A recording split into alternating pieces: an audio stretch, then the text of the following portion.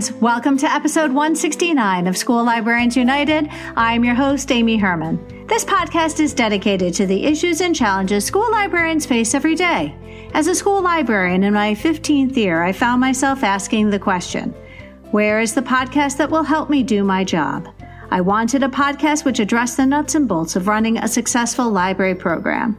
I don't claim to have the answers, but I hope that this is a platform to share resources and exchange ideas.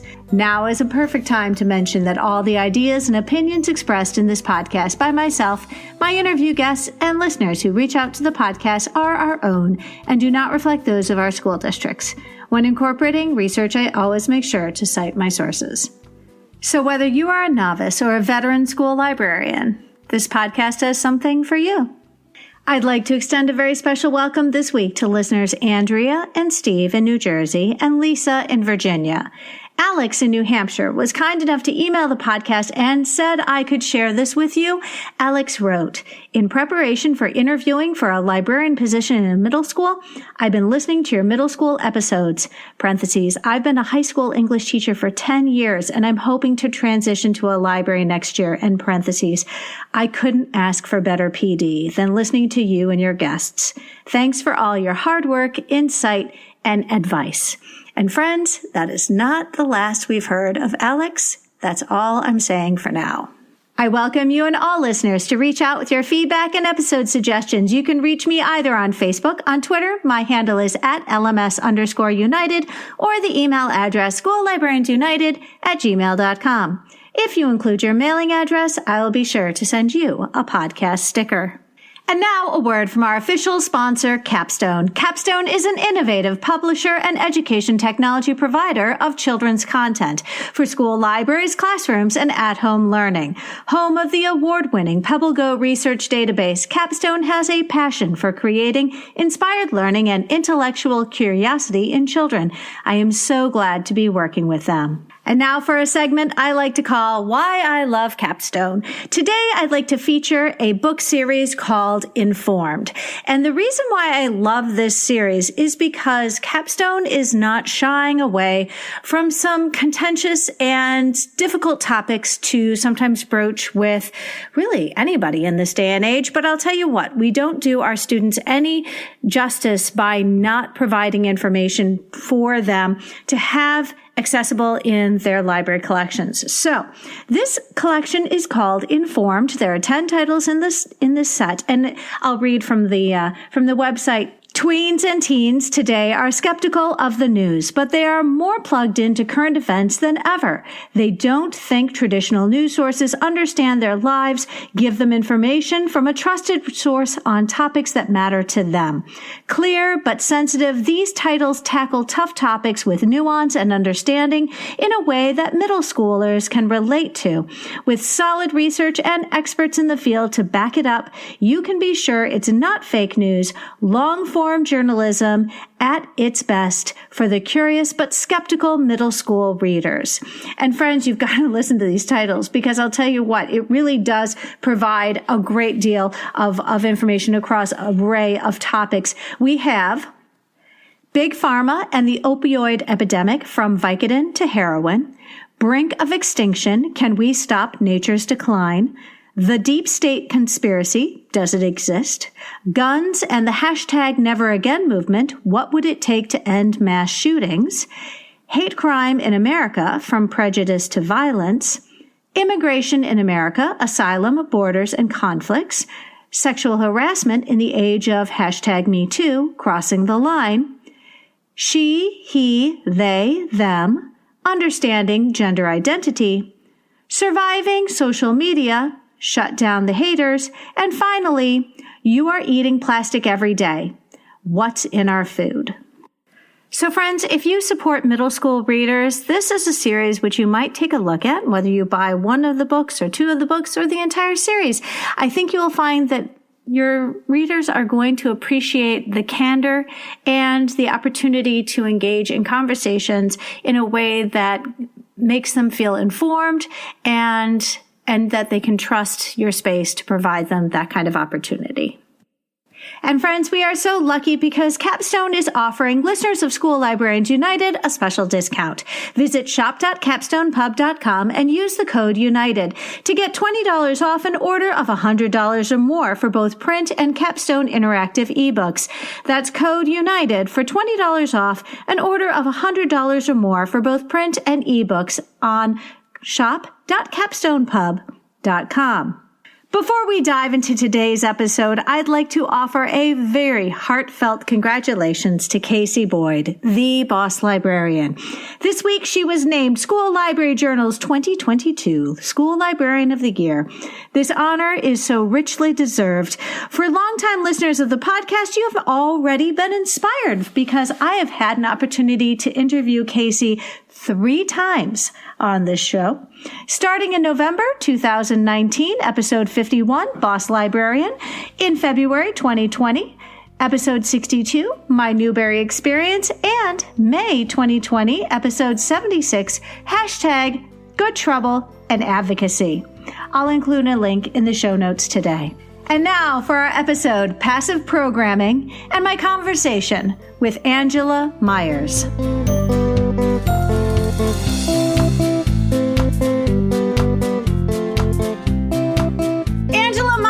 Welcome to the podcast. Okay, thank you, Amy. It's so good to be here. Friends, I'm going to feel a little guilty right now. When we started to record, it is Sunday morning, and I look at Angela. She's at school. I was like, dude, why are you at school? But Angela, you have a very legitimate reason for being in school that has nothing to do with recording this episode. I do. So every Sunday, my routine is we have 2 library guinea pigs. So every Sunday I come to clean their cages and get them ready for the week because I don't want the kids to come into a cage that is not so cleanly. So I think that's wonderful. So yeah, I felt a little twinge of guilt there. And then I realized, oh no, I'm just cleaning out the guinea pig cage. You know, if you had hissing cockroaches, you would not have to do this nearly as often. I do know. Yeah, I've heard Amanda. I don't think they're real high maintenance. And I almost inherited a tarantula with my first library. And I indicated very strongly that in no uncertain terms that tarantula was not going to be staying when my predecessor left. So, Angela, help us out. Tell us where in the country you are. Give us an idea about your library, the grades you support, and what a typical day looks like for you. Okay, so this is my 4th year in the library. This is my 25th year in education. So I have been very blessed to have taught at my school. And then have gotten to transition into the library, which is just a cool way, I think, to do it. I am located in Cloverdale, Virginia, which is right outside of Roanoke, Virginia. Beautiful area in the country to live for sure. I am a K-8 teacher librarian at Reed Mountain Middle School in Botetourt, which looks like Botetourt on paper. I have a flexible schedule. I guess it's a flexible fixed schedule in a sense because my English teachers, I did give them a choice at the beginning of the year, like when do you want to come, and kind of set them all up in their proposed schedule. And then I just fill in the other places with other collaborations with different subject areas. So I guess that's a fixed flexible or a flexible fixed. Mm-hmm. We call it the best of both worlds. Yes. There are silver linings to that. And I'll tell you what, for those of us who are really trying to bring our teachers in and do that collaboration, you've got that built in already, which is really a nice opportunity because for those of us walking into a fully flexible schedule, it's sort of on us to figure out where we're going to collaborate and creating those opportunities. You've got those, you've got that audience coming on a regular and expected schedule, which is nice. You can plan for it. Yes. So the history teacher in me has to ask, you're by Roanoke. Yes. So is when it comes to history and the lost colony and all of the sort of speculation around what happened to the colonists, do you have is that part of your history sort of built out in your collection, the local excitement about Roanoke and the lost colony? Yes, we do have a lot of local history in our library, so that's awesome as well that the kids can take advantage of. So yes, we do have local authors and local history in our library. Well, and to our listeners outside of the United States, Roanoke and the Lost Colony is the kind of stuff that there are a lot of sort of mythbusters out there and people trying to figure out what happened to these settlers. And so it's a really fun thing to teach with students, especially if they like mystery solving. Yes. Friends, passive programming, we might call them centers. A lot of people in the library profession have different terminology, but the focus of today's conversation is passive programming. And when I was meeting Angela, I discovered that she's open for lunch. And I can't let this go until you explain, because what happens in our spaces during lunch is really sort of up for discussion. Listeners will want to know, how have you got this set up so that you don't have your space becoming a second spillover cafeteria? That's a great question. So the first year I was in here, and no disrespect to the library that was here prior, but our library space was very different. So my goal was to make this like the heart of the school, the place where I want kids to want to come to be. So one of the first things we tried to do to get kids to visit more often and not class designated times was library lunch. So at first it was kind of a little slow taking off. And then the second year we have to turn kids away. And so it's remarkable to see how it's gone. So how we do it is we have a reservation book. So the kids have to sign up. So we have 3 lunches, 6, 7, 8. And so the lunch at our school is about 20. Well, once they get down here, usually about 20 minutes. We have 10 reservations per slot. And we ask the kids, if there's a class, which often there is, except during 7th grade lunch, we will ask them to go into our makerspace area so it's not disruptive to the class that I'm teaching. They pretty much know the drill, and it has been a learning process. So I'm not going to act like it's been always smooth sailing. We have had to cancel library lunches on occasion because of behavior for one specific grade level, which seems to have lots of trouble this year. So they come in and we have a large trash can and they enjoy the space. And we usually do it in the back corner so that way it's not everywhere. And there are tables there, so it helps them to keep it a little cleaner. And they know if we go back and it's like a mess, then that would be a cancellation for the next day. And I think it's important enough. The good thing is it's important enough for them to take care of it. They want to come back. So that built-in, I guess, consequence in a way, I don't like to use that negative word, but just the built-in fact that they might not have it again if the space is not taken care of. So I think the importance of getting to come outweighs the being messy. So it kind of is a win-win. They have been very disappointed. This week has been, it's enabled us to see how big of a deal it is to them. We've always known it was, especially to 6th grade. And the 8th grade, we've kind of got the same group that comes most every time. But we've had book fair, and we can't have library lunch during that time, or SOL testing. So the kids are like, oh, Miss Smart, oh no. And I'm like, well, guys, we'll have it, this Thursday right before spring break. So it's cool to see the importance that it has to them. And I think it's just a different space. Some kids will say it's not as loud. They like the fact that it's just more intimate. It's just a different place. We do have some kids that eat in here because they have anxiety about the cafeteria, and that's not part of library lunch. That's just a separate thing that they've asked me, can I come and eat somewhere because the noise is just too much for me. So I think I view it as a privilege. It sometimes can be a headache, but I think the benefits outweigh the the headaches. Quick follow-up. When you mentioned the reservation book, is that online or is that a physical book in the space? Well, we thought about doing a Google form, but then we thought the physical book was easier because we could do, sometimes people have to make cancellations, so it's easier to just have it right there. And our kids, as you know, with most middle schoolers, I love middle school, but sometimes if it's not right in front of them, they're going to forget.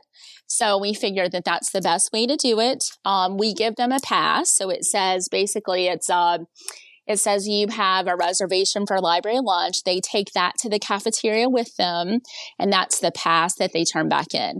So it works really well. We also take a picture of the list to give to our administration so they know where those kids are. So because we don't want anybody saying we're at library lunch and then, you know, they might not be. And we don't have that problem a lot, but just in case. I appreciate you answering those questions because I know that having the lunch open during library is something that there is no one solution, and it's one that sort of evolves, and it's very location specific, and more importantly, it has to work with the location of where you are in relationship to the cafeteria, right, and the relationship with your administrators, and if and you've got to get a sense of how your administration's going to either support this or put the kibosh on it because it hasn't, you know, in my case, it was abused in the past and nobody wants to go down that route again. Oh, yes. And I will say, you mentioned how disappointed the kids were when you couldn't do this. And I'm going to tell you right now, it is a good thing to be missed.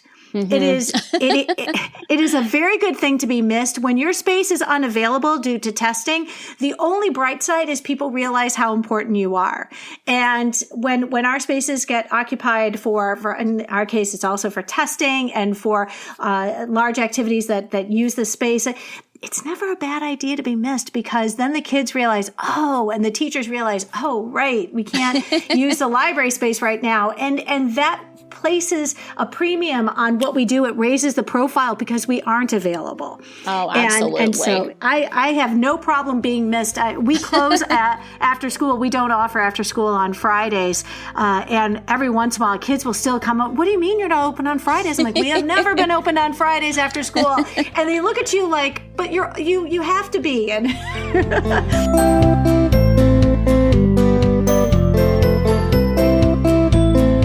I've had this happen this year. So I help coach our middle school soccer team. And we have this year, for the first year, we've started library clubs. And the biggest reason I think I decided to do that was because we have kids, and you know, this happens at all schools, all levels. There's kids that don't have they don't have a niche, like a place to be. And so we've got 4. We do anime manga, which is one that is a little bit scary for me because I don't have a lot of knowledge of that personally. So I've been learning as we go. We have makerspace, a book club, and then we do chess. Now, chess has not had to stop because it's before school, but anime, manga, book club, and makerspace for the months of March and April during soccer season, we haven't been able to have those. And the kids have been so disappointed. And that is, like you said, it helps to see, like, I love that. I don't want them to be disappointed. Obviously, that hurts my heart that I can't do both things, but we're going to try to do it during lunch at some point. But it's good because it helps me to see that they really value it. And that's been positive and a bummer for the kids. So Exactly. Well, and you know, again, it is, I think it's important that they realize the limitations of humans. Right. Can't be yes, you know, and that's not a bad thing. You know, before we dive into your amazing stations, which you've got set up in your space, I'm going to be super tacky and ask you about money, because not everybody is keen to fund library programs, which aren't necessarily perceived to be book related, right, or resource related, or even semi-educational in nature. So how have you chosen to fund these passive programs which are so important to your students? One way that I've been able to fund these programs is our library guinea pigs, which we have two of them. One was a donation guinea pig, and the other one we did Pets in the Classroom grant, which I actually learned about on your podcast from Amanda Jones. And those have been such a big hit. They give you a sustaining grant every year to help buy food and supplies, which is wonderful. So once you get the initial grant for your pet, you have a $50 sustaining grant, which is fantastic. So love, love, love them. They're wonderful. And that has been a game changer in our space for sure. I also did a local grant, Blue Ridge, the Blue Eagle Credit Union, and they helped us to get more diverse books, and some things for our stations as well. Walmart was another grant I again learned about on your show. So that helped us to get like Legos and other things for our makerspace. And to be honest, I go to the Goodwill every single Sunday. And the purpose for that is looking for books, looking for puzzles, looking for games, anything that I feel like that can help the social, emotional well-being of our kids. Because I think because of COVID, it really has taken a hard hit. And so those are all the ways, and donations from our parents and our kids. They know, like we have a Rubik's Cube area. The kids know that we do that. So sometimes they're like, oh, Miss Myers, here's a Rubik's Cube I don't play with anymore. We can do this for our library. So I think that through all of those things, we've been able to fund it. Also, our administration is so supportive of our library space. So if they can see the vision, then they're going to be willing to support it. We don't, I feel like they see also how beneficial those others are for our kids. And if I put like a Rubik's Cube in our library, money funding that we have, they're not going to say, well, that's silly, because they know the value that it has for our kiddos when they're here. Well, and I've had more than a few librarians point out to me that many of the students who frequent their spaces will say themselves, I'm not a reader. Right. And they are not, I am not here to read. Mm-hmm. I am here because I have other things. I have another agenda. To think this space should be exclusively used by our students who identify themselves as readers is really sort of, it's shortchanging your program and really missing the opportunity that we have to support in our entire school community.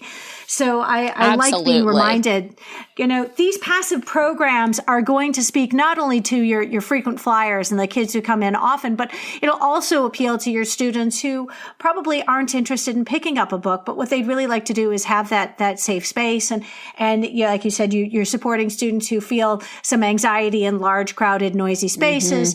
Mm-hmm. And I think that the passive program and the wonderful thing about passive programming is that there is no sense of obligation or expectation, mm-hmm. and it's very very much driven by student interest. Right. So we do have an opportunity to support a group of students who might not always feel like their needs are being met in school. Angela, I'm curious because, you mentioned your principal's vision, and I think we can acknowledge that having a good understanding of our administration's expectations for the use of the space is vital, because we want them to always be in a supportive, place when it comes to the things we want to do in our space. But I want to know what your vision is, because when you are investing this money and this space into passive programming, where is this vision coming from? What is it that inspires you to say, hey, I know kids who would like this mm-hmm. in our space? Well, I think being in the classroom, like I said, I was a classroom teacher for 21 years, and I totally believe, and as cliche as it sounds, they're never going to remember what you taught them, but how you made them feel. That's hook, line, and sinker for me. So I think when I got in this space, I realized, first of all, that I get to teach every day makes my heart very happy, because I am first and foremost a teacher librarian, not the keeper of the book. So I think that one thing I wanted to do with this space is make it truly the heart of the school. I want our kids to want to come here. So I tried to think of middle school, and that's all I've ever done. And if you would have told my 21-year-old self when I'd started teaching that I would be a middle school teacher, she would not have believed a word of that because I thought there is no way. I student taught in middle school first. And I thought, oh man, this is really not where I think I need to be, but God had a different plan for me. So here I am. So I do love middle school. And it's so the different levels also very different. And it's a cool space to be in charge of. So my number one mission again was to make it the heart of the school. And I tried to think of ways to get all kids in here. So, because like you said, unfortunately, because there's so many things competing for kids' attention now, books are not going to be the driving force for entry. Like I do have my readers that are in here every day, and we're talking about books and book recommendations, and that's wonderful. But I also have kids that are coming in to play with Legos, just coming in pet the guinea pigs. I have kids at the desk, and this always makes me laugh. They're at the desk working the cubes, and I'm like, boys, I love that you're in here, but I need you to move just to the side a little bit because other kids are trying to like check out some books.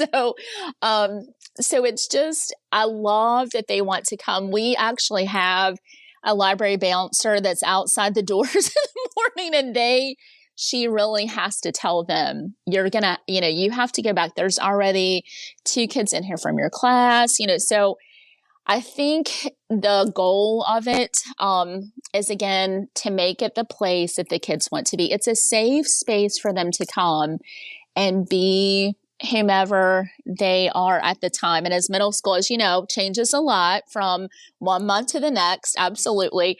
But just to be comfortable and to feel safe and to feel valued. I think that so many kids, especially in middle school, like because they're struggling to find out like who I am, what do I like, who my friends are, which will change from one week to the next. I hope that this is a constant for them, that they know regardless of what they're going through, that when they walk through the doors, even if it's just to sit and hold a guinea pig, on the couch, if that makes the day better, then we've done something. So I feel like that's the mission. That's the reason. I'm as passionate about our social, emotional learning as I am anything else, because I just feel like it's, our kids deserve it.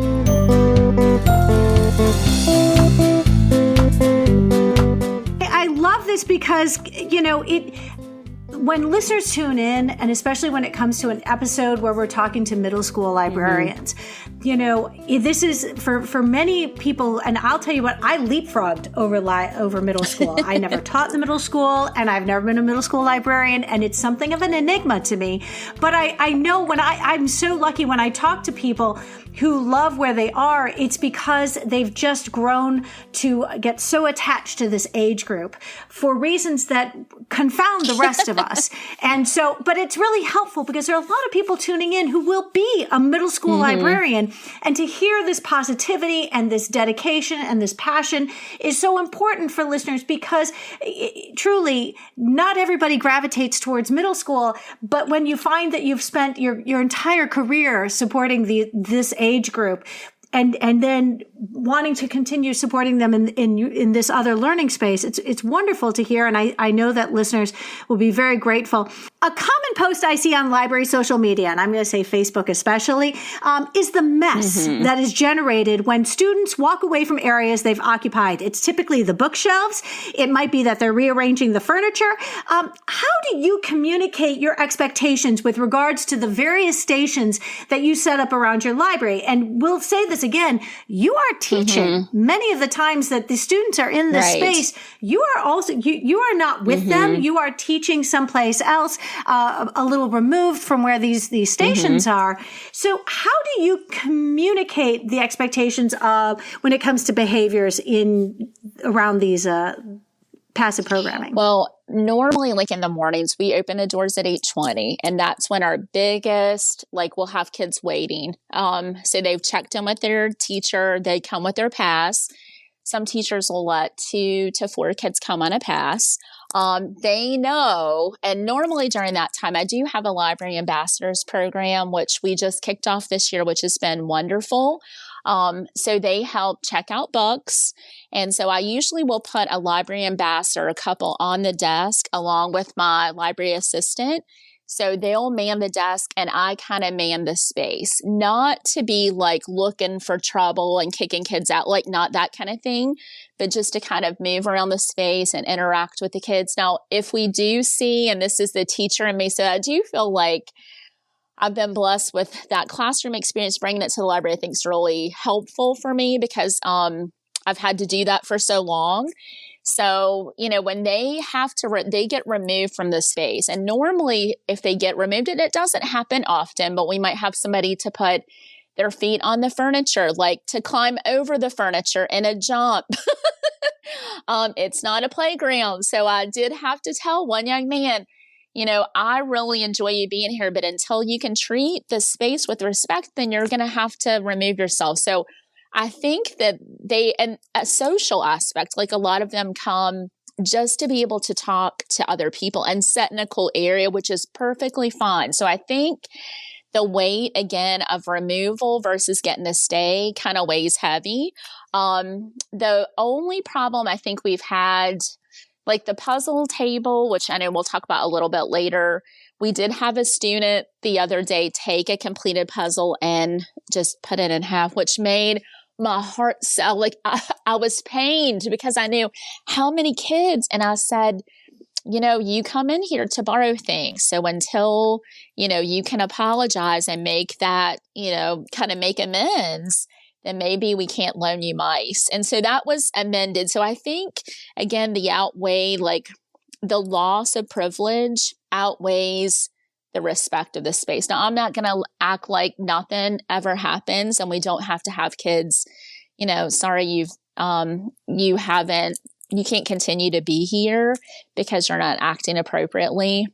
We will have 6th grade boys sometimes that like to play chase. And I have to say, again, it's not the PE, it's not the playground. So I do need you to go ahead and head back to your class. So I think just me being in the presence and reminding them when they need it. But for the most part, I think they enjoy it enough to be respectful. And then when they need reminded, the loss of privilege, and I usually will tell our library, our teacher that kind of monitors the inflow into the space, this student has lost their privilege for a week, and we'll message the teacher. That suspension of getting to come is enough to kind of say, okay, maybe I need to change my behavior that wasn't appropriate. When they come down during classes, and that has been something that we tell, as a whole, I'm teaching usually 3 out of 4 blocks.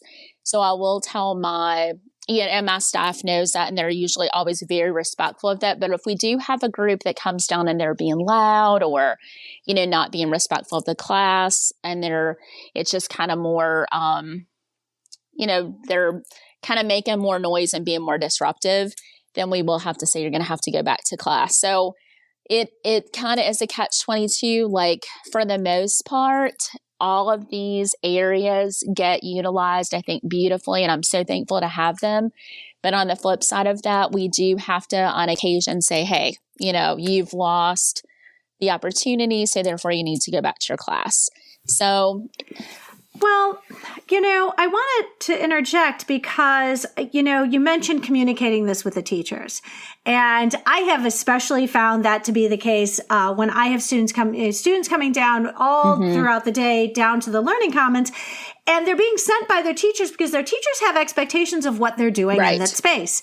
And when it becomes apparent, very glaringly apparent, that these students are not, in fact, working on X or Y or whatever it is their teacher said that they're coming down for. And I will say right now, with our high school students who do have their devices, their phones on them, with the basketball tournaments, friends, in the United States, it is March. And that means it is collegiate basketball playoff season, and we call it March Madness, which means during the day, there are games being played all across the United States, which is incredibly disruptive for those of us whose students have their devices in their pockets. And truly, when kids come down and the teacher's like, yeah, they're working on this or they're working on that. And no, they're not. They're watching March Madness basketball I'm like, gentlemen, you can go back to class. And they're like, it's like, yeah, you see, if you're coming down under the pretense of, I've got to get some work done, and then what you're actually doing is watching a basketball game. Unfortunately, as I'm on team teacher, so I think this is where we need to communicate with our teachers that we support them as being a partner in learning. And if I'm going to be your partner in learning, I'm not going to be aiding and abetting in the watching of March Madness while they should be working on their essay. And don't tell me it's too loud in the classroom and then you come down and watch the basketball game. So I'm just interjecting a little something about what my week has been like, because everybody's watching basketball and nobody's getting any work done. Leave it to the librarian to ruin everybody's fun. But again, communicating to the classroom teacher, listen, I'm sorry. I know that you had all good intentions in sending these darlings down to the Learning Commons, but they wanted to watch basketball, so you get them back. For me also, scrolling on Instagram is not what your teacher thought you'd be doing when you came down to the Learning Commons. And again, communicating with the teachers as to what is going on when their students come down to the Learning Commons is vitally important, because they need to know we are here to support their goals as educators. We are not here to aid and abet in the undermining of their lesson plans. So I do think it's important that they understand that we are supporting them, not harboring fugitives.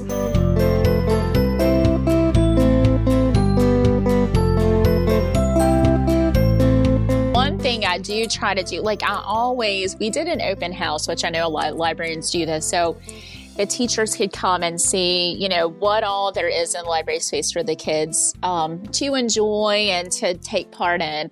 And I also do a weekly newsletter. And in that weekly newsletter, at the very bottom of it, and I know, being a former teacher, I get it when you get another newsletter from the library and you're like, here we go.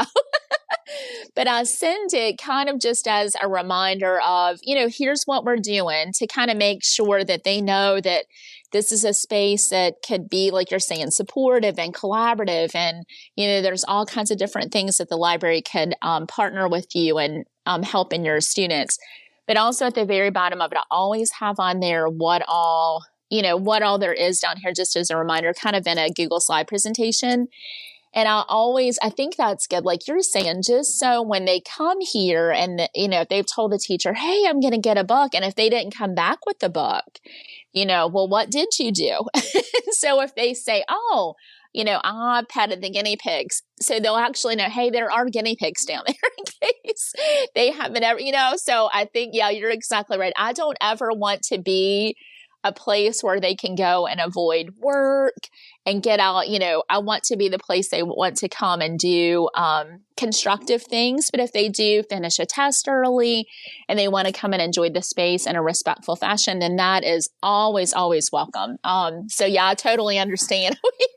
I'm sure we had some of the March Madness things going on all over the school this past week. Yeah.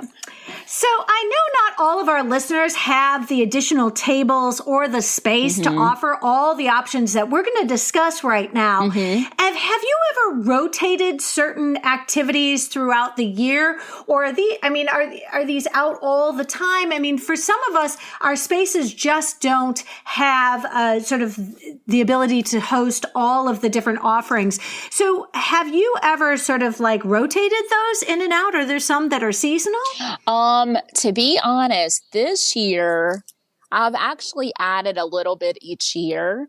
So I don't have anything that I'm rotating. We might do seasonal, like the coloring station might be seasonal, we'll obviously, based on kind of what's going on for the month. But all of these things are out all the time. And the places I have them, none of them really take up a lot of space except for the puzzle table, which I'll talk about how that we made that happen because we got rid of some computers, which was awesome. So the only thing that's really changes a whole lot is the makerspace options. And that just depends on kind of, again, the month and the availability of supplies and how much monitoring that needs. So that's really the only thing that I change a lot. I'm hoping to, when I expand this, and I would like to do some different options, I definitely would love to kind of mix and match so that it's a new thing maybe every month. But just because I have this set now and I finally feel like, okay, I'm happy with it now as I continue to grow and get smarter, then I definitely would be up for moving some out and kind of rotating it just to kind of make it fresh and varied. So let's dive in. Listeners, you'll want to make sure that you check out the show notes. We're going to be putting links to all sorts of things that Angela is sharing, and hopefully you will get some ideas of the kinds of things that would work in your spaces. Obviously, our circumstances and our spaces and our funding is all going to be different in the groups that we support. So, but hopefully you'll get some inspirations here. So, you've mentioned the Rubik's Cubes. I have one of our sons at one point owned many Rubik's Cubes because they absolutely love them. Tell us about your Rubik's Cube station. Well, this actually started with, I think I had one at home and just brought it in. And it was crazy how enthralled mostly the boys were. So I thought, man, this is something that we definitely could make as just a little thing, a little space for our kids to enjoy. So how this works is we have it at the library desk. They do have to check it out. So, and the reason being is because now when I say check it out, they can sign it out, but they have to stay in the space. The kids will be like, why can't we take them? And I'm like, not saying anything about your character, but I'm just very fearful that if they leave this space, they will not come back. So we have had, now knock on wood, we've had this in place for about 2 years because this is my 4th year in the library. So the first year was normal. The second year was COVID. The third year was COVID. Now we're back to somewhat normal. Yeah. So they just sign it out. We have had one, I think, disappear, but got traded in for another one, which was kind of odd. I guess they liked the one we had better, but overall, and as you know, middle schoolers, they're very good at tattling on each other. So like, Miss Myers, we saw it. This kid had it on his, so we didn't have, and nothing led to that detective work. But anyway, they sign it out. Most often they play with it either in the space, like further away. Some of them just stand right at the counter.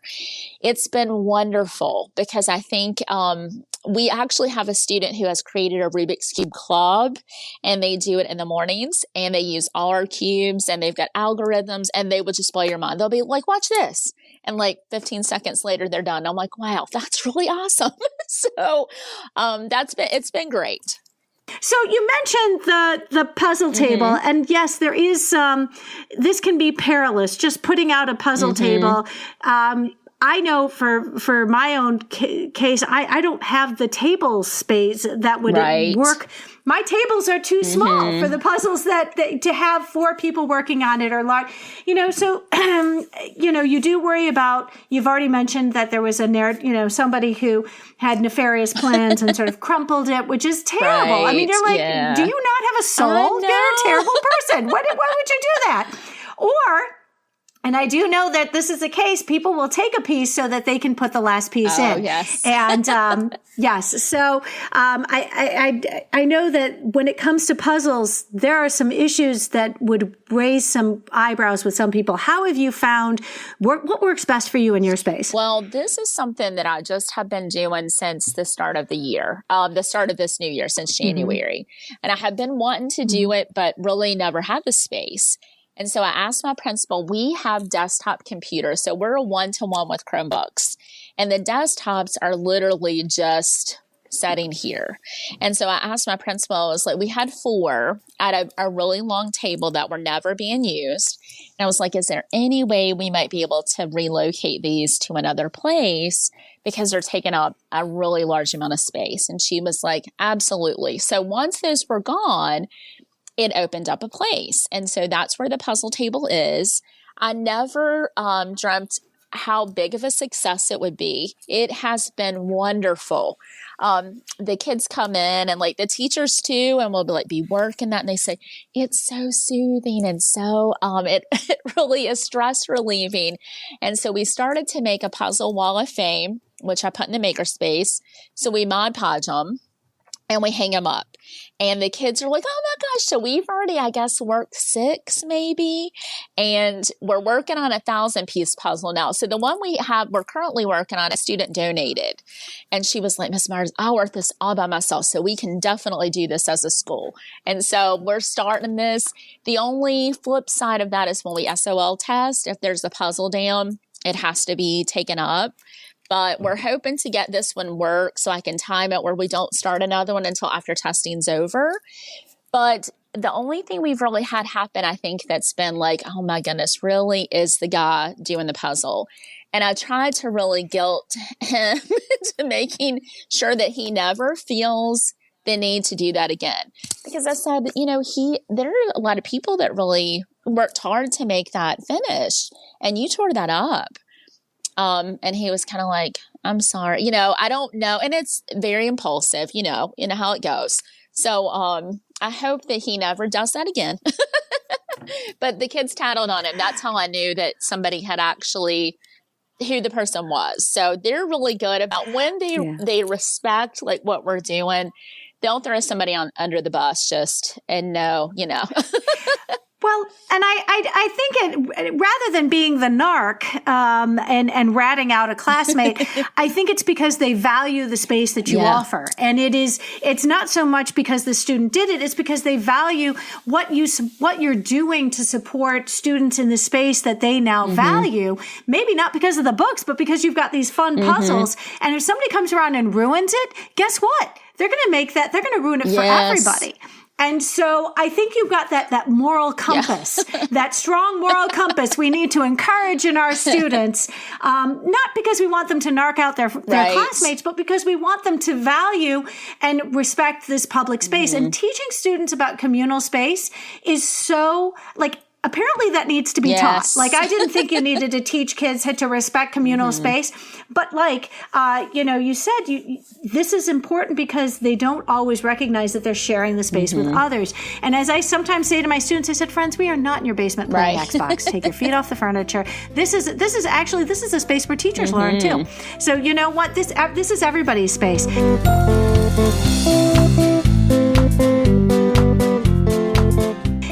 I want to say it's not unusual to offer a coloring center. I know for me, it's not hard to find the free printouts on the internet and the mandala. Are they called mandalas? I think so. The real elaborate.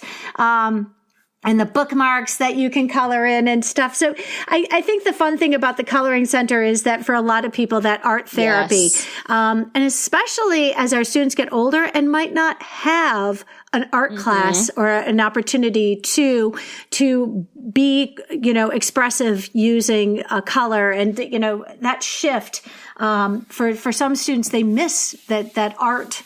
I know for me, the last art class I took was in elementary school. So I can very much identify with the importance of a coloring center. Would you give us any advice when it comes, what has been successful in your your coloring center? Well, I did try to do, and I don't think I'll do this again. One lesson learned is I had this big city scene, and it was like all, different characters, and I was so excited, and we put it down, and it did take a lot of space up.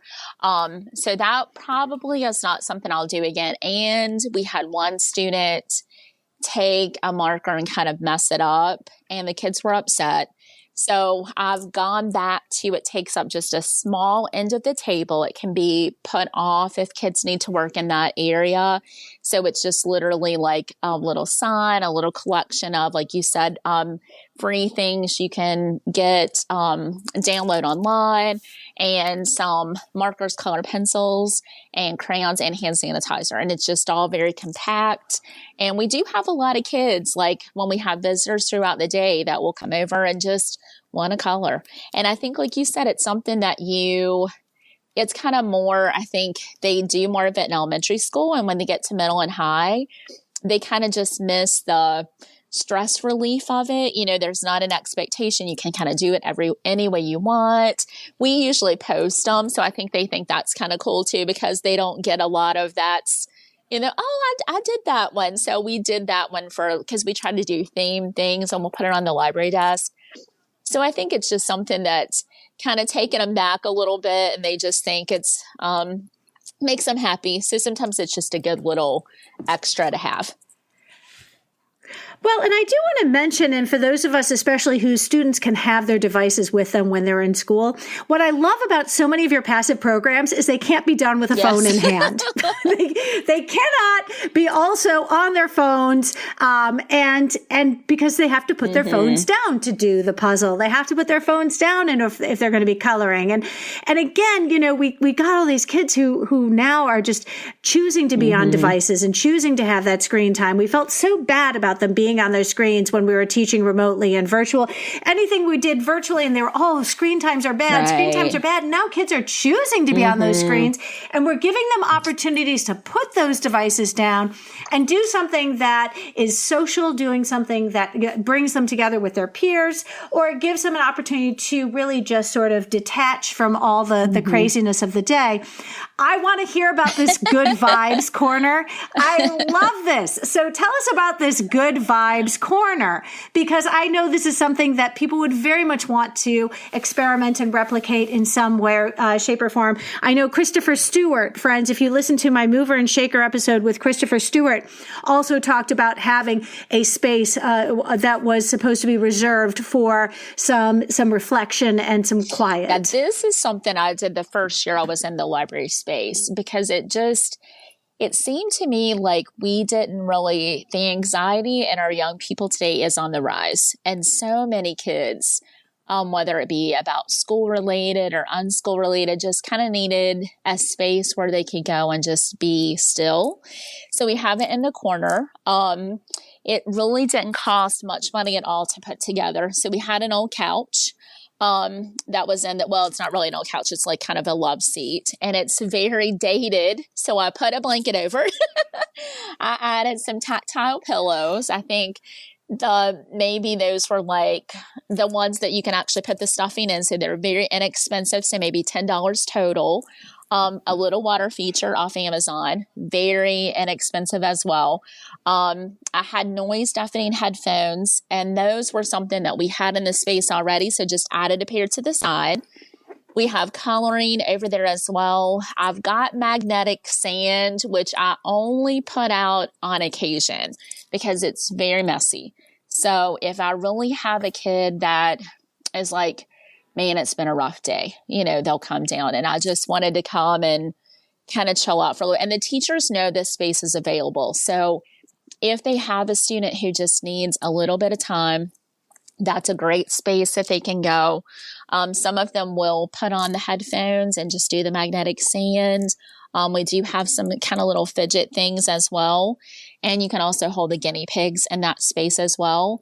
So it's just strictly to give them just a reprieve. And I tell the teachers, you can use it too. So it's actually right next to the library desk. So it's not, obviously we can see it. It's not terribly quiet because it's in the whole space, but I think it creates just a little atmosphere in itself. And that's one of the things I think I love the most, because I just love that the kids think if they go over there that they're going to get some good vibes. Even if nothing happens, they're just in that area. So that's been kind of cool. When you talk about the guinea pigs, I'm sensing the same kind of response as when we had therapy dogs in the library, because they're tactile. So many of us have pets in the library, but when you introduce the idea of being able to hold one, to the tactile experience of engaging with the library pets that you have, it's a whole different. I realize that you can relate to your hissing cockroaches and you can relate to your betta fish, or, if you have some sort of reptile, but it doesn't evoke the same kind of endorphins, I think, that perhaps things that are fuzzy and cuddly do. Perhaps I'm wrong. Don't come at me. But, when you have guinea pigs, I have to ask, how did you train them to be so okay with being handled? Because I know that in some cases animals can go into shock when they are being overly stimulated by lots of, how did you build that into your space and make sure that let's consider the wellness of your guinea pigs? Well, I think that I love animals. So, but I was very afraid to add a guinea pig, to be honest, because I've never had a guinea pig. But I thought that this would first of all be a social emotional support, because I myself love animals. And I think, anytime you can cuddle something, like you said, it's fuzzy and that's all wonderful. So, I thought, let's go for it. So we put it in. At first, our first guinea pig, she was right at my desk. So I could help monitor to make sure that she got cared for properly as she adjusted to the space.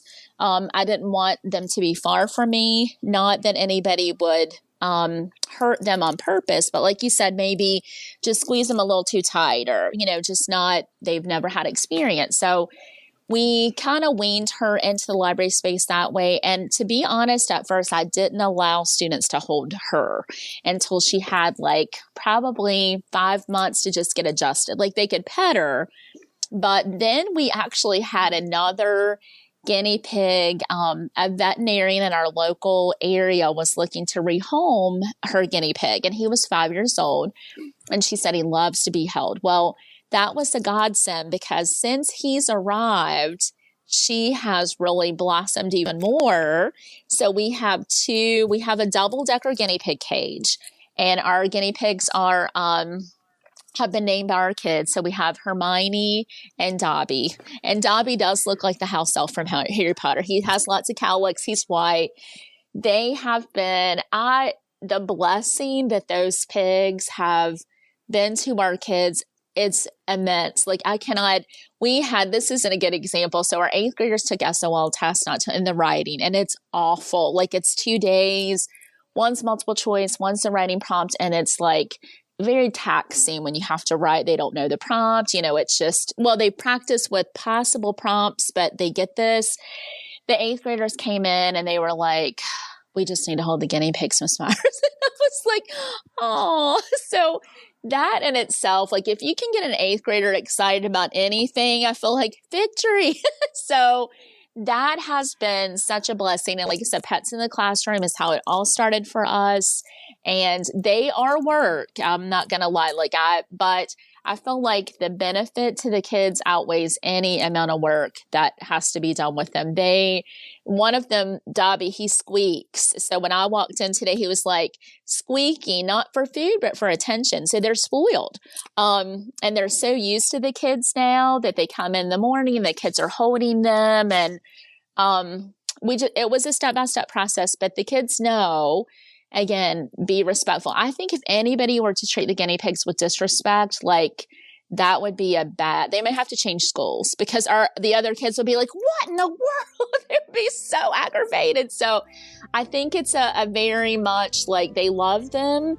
My only worry, to be quite honest, is if something they pass away, which I hope is not anytime in the future, but I'll be shopping for guinea pigs that look just like them, because the kids will be heartbroken. But it's been a beautiful thing to watch.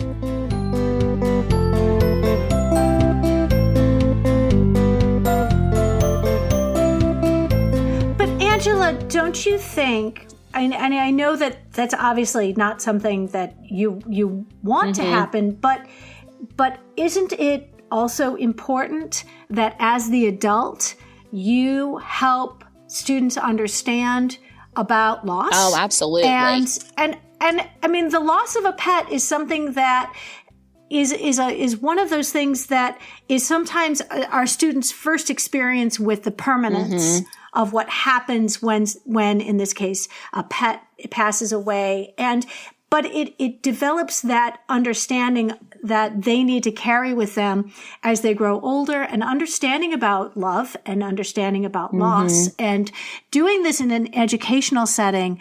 What an opportunity. Oh, that's very true. It's a life lesson. It's a life lesson.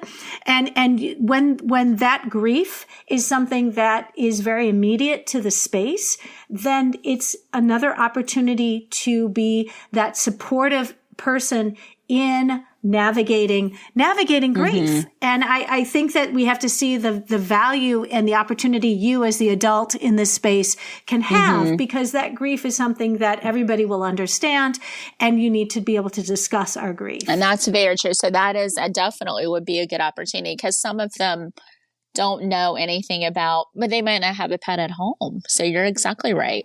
So, Angela, I'm really hoping that you're going to tell listeners all about your kindness cart, because this is something that I really think so many people would want to try and replicate in their spaces. So this is something that we have right at the beginning, right when you come in the front door.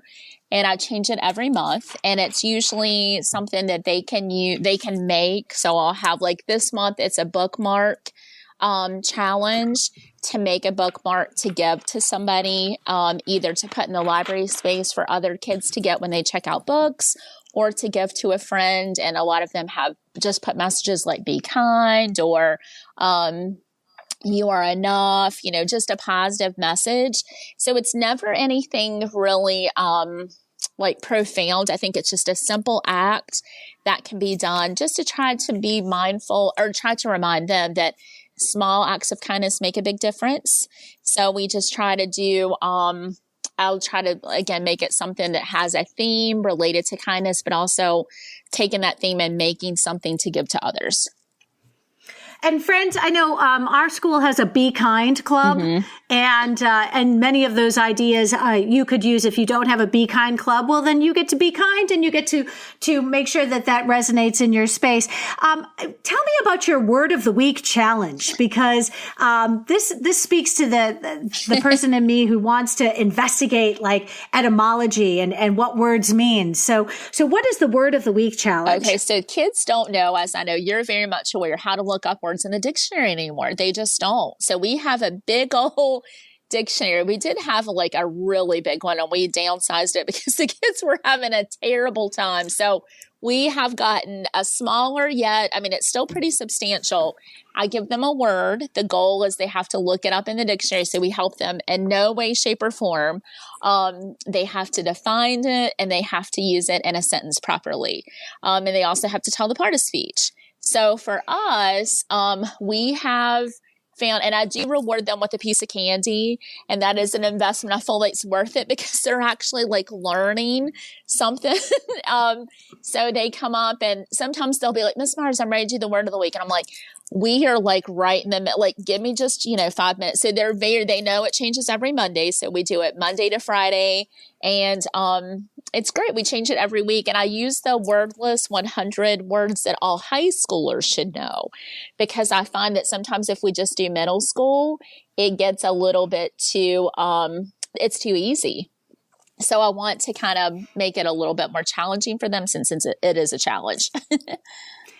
If any of you still have print encyclopedias lying around, this could be another way, because using the encyclopedias, they're obviously, we're moving away from print, but we always inherited a copy as a full set of encyclopedias from our public library because they would cycle them in and out, and having them use and open and just explore the encyclopedia is something that harkens back to my childhood. Yes. And it really does. I loved looking through encyclopedias.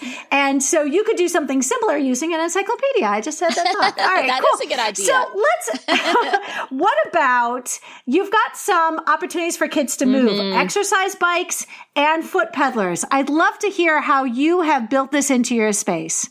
Well, Facebook Marketplace has been golden because I've been looking online. I thought just with the middle school clientele, just sometimes they have energy that needs to be gotten out, and especially in the mornings when they first arrive, but also maybe during a class. So I have two that I bought off Facebook Marketplace for like under, I don't even know. And sometimes when I play I'm a school librarian card, which is not a lie, but hey, can you give us a discount? They'll be like, absolutely. And we've had one donated. The foot pedalers were just to give them another opportunity in case they didn't want to do the full-fledged bike.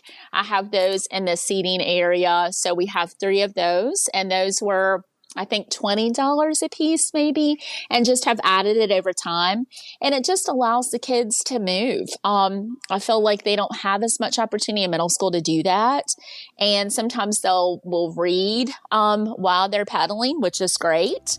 Or sometimes they just pedal just to get some excess energy out. So it's something that's available. They always have to ask first, just in case like it's going to be disruptive to something else that's going on. But most often they're very mindful of that, and they kind of know the protocol. And if they're in 6th grade, they learn it quickly. So yeah, it's been great.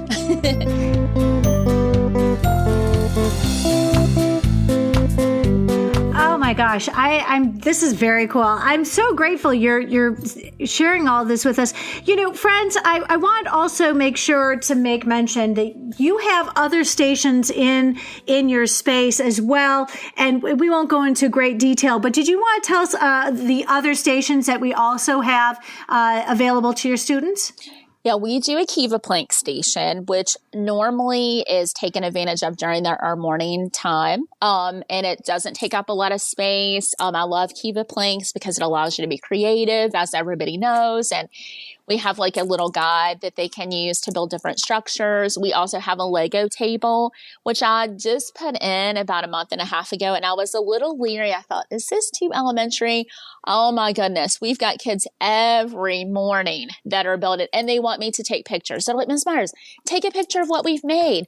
This made me laugh. A 7th grader built this house out of Legos. He's like, can I please take this to my teacher and show her?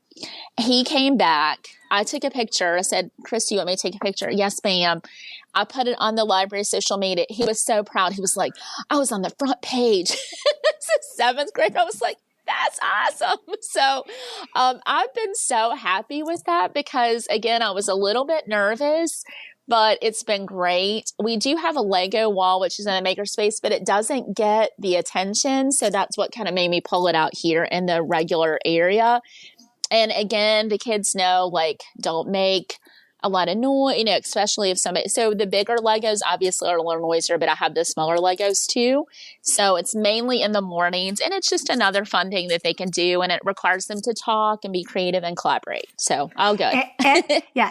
And put those devices down. Yes. and I don't know, talk to other people and make something collaboratively. You do offer tabletop games as well? Yes. Well, I will tell you, when I first moved into the library space, we had a tic-tac-toe, just one board, and the kids loved it. And I was like, man, who would have ever thought? So I bought 2 more, and with Melissa and Doug, and they go in, and it's really cool. Again, I think it was like $9. Chess is a big thing in our school because of our chess club. So I have chess boards that I actually had prior, and I put those out. So again, like you're saying, get the devices down, interact with your peers. And it's fun because the tic-tac-toe games get really intense. And I'm like, how can that be? So, like sometimes they'll play speed tic-tac-toe, but again, it's more or less like you're talking, you're socializing. It's a way to release, stress or just having fun. It's just, a good way to kind of start off the day, because a lot of them will come in here and they'll play, before school even starts. So that's been kind of cool. Oh, Angela, this is fantastic. I'm getting so excited for I know there are a lot of great ideas here, and people are going to want to replicate some of the success in their own spaces. What advice would you give to anybody who is excited about creating passive programming stations in their space? Well, this is something I don't do myself. So I definitely would say take your time and don't try to do it all at one time, because I'm always like big ideas and try to do it, and that's probably everybody can relate to that. So I would say implement things one thing at a time, see how successful it's been. If it's not successful, obviously maybe try it again next year. It might be the group of kids. And if it's not successful, then don't beat yourself up. You're trying to make your space even better. And you're trying to get kids in here for a variety of different reasons. So I say be patient, give yourself grace. That would be my advice. Oh, Angela, I'm so grateful you came on our show today. Would you let us know? We'd love to follow you on social media, because it sounds like you do share, especially when the students are excited about what they've done. Would you let us know how we can follow you on social media? Yeah, so on Facebook, we're just RMMS Library. On Twitter, we're Library RMMS. And on Instagram, we're RMMS Library. Fantastic. I'm so grateful, and I can't wait to see all the different things that you're going to be putting out into the social media sphere so we can learn from you. Thank you. Have a wonderful spring, and I wish you the best. Oh, thank you so much. It's been such a pleasure to be here.